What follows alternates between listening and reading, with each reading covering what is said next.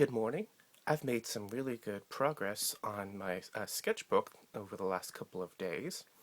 I'm still working on this altered book, which I'll enter into the state fair, and it's basically a picture book. It's going to be a watercolor comic book of sorts, where we see an alien St. Patrick's Day parade. But before I show you the progress I've made over the last couple of days, I wanted to go through the next few chapters of this book I've been reading, the Smithsonian Book of Comic Book Comics, where we look at classic comic books and see the origins of different heroes or basically different art styles. It is what it says. It's the genesis of the American comic book. So just very quickly, I wanted to show you the next few chapters. We have Plastic Man by Jack Cole. Jack Cole is a bit of a tragic figure in real life, but here we see one of the earliest, if not the earliest, examples of the man who can bend himself into various shapes, a la Mr. Fantastic or in One Piece, for example.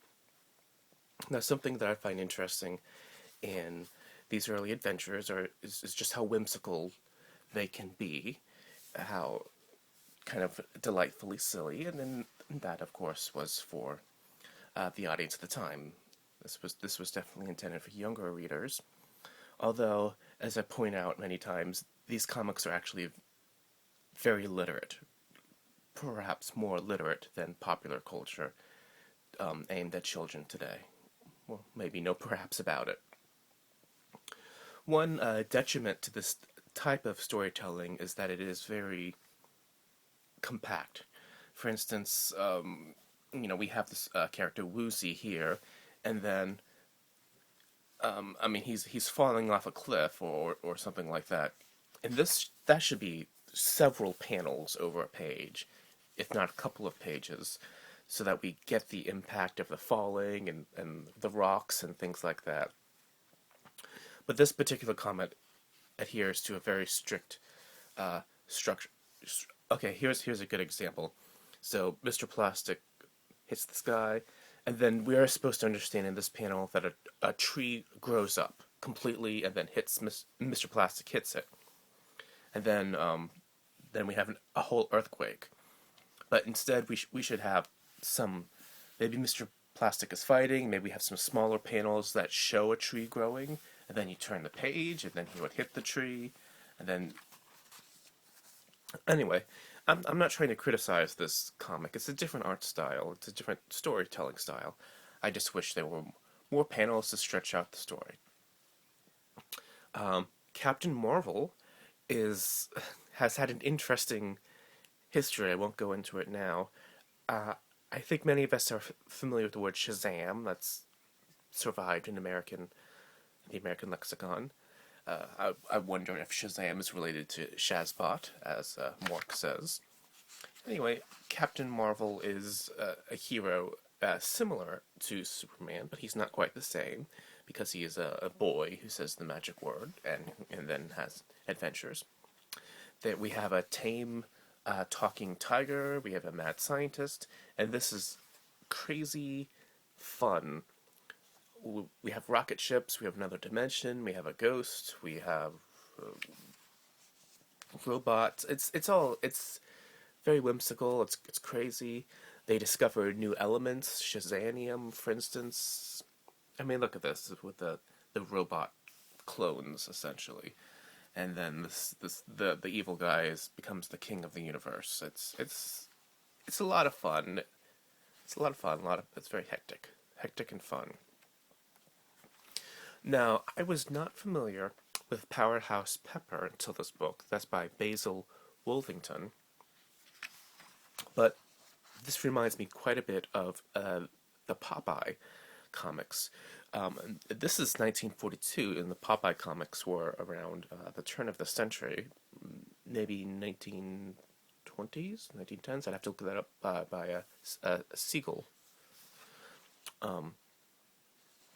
But the humor of this is very reminiscent, at least the Popeye animated cartoons, but it is also similar to Mad Magazine, and I would not be surprised if Wolverton contributed to Mad Magazine.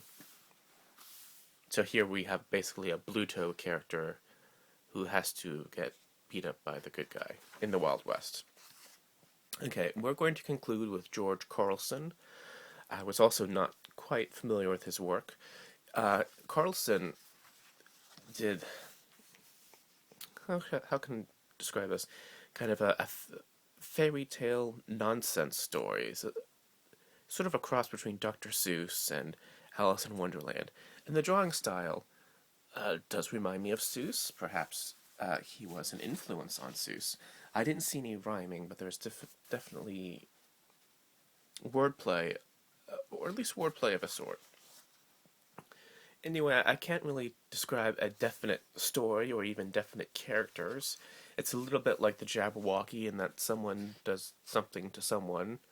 And you have, for instance, this is a wooden allegro, so we have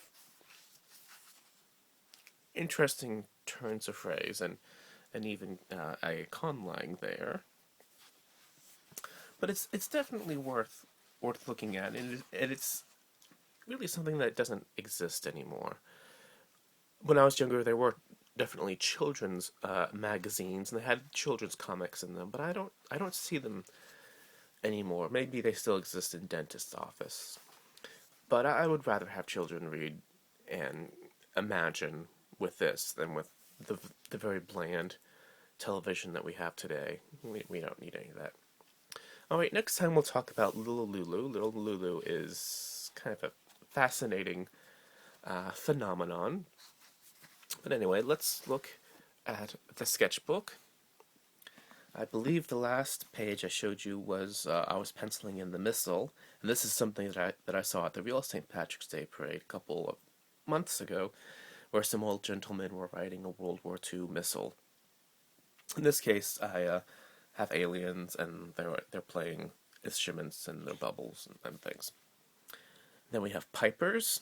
So I was trying to think of alien pipers. So we get pipes with extra pipes and just kind of pipe. This pipe it looks like a comb, but maybe that's the keyboard. Here they're marching in front of what could be an alien church. This is vaguely based on an Episcopal church downtown, and the parade, the St. Patrick's Day parade, marches in front of it. And I kind of wanted some of that geography.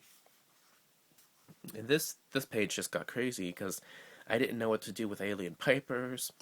But one of the artists at the art fair downtown 2 weeks ago, he had some images of creatures that were fishing, and he had a bunny with a carrot, and he had a dragon with a coin, and this book is meant to homage St. Patrick's Day and the art fair and kind of all of these things that happen downtown, and so that's why we have those creatures.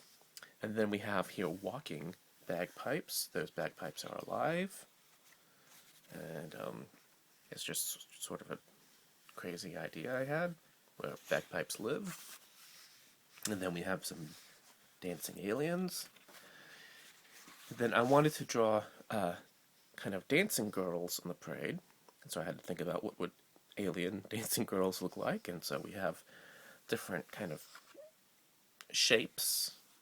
And then this will be more dancing girls. This will be like a butterfly girl, kind of a spider, and just kind of a wiggly thing. And, I'll kind of go on from there. Eventually we have to get to animals, because part of the idea of a parade is the circus, which we really don't have the circus in America anymore, but the circus should live on in comics. And so we could see some alien animals in the parade. Alright, I'll talk to you later.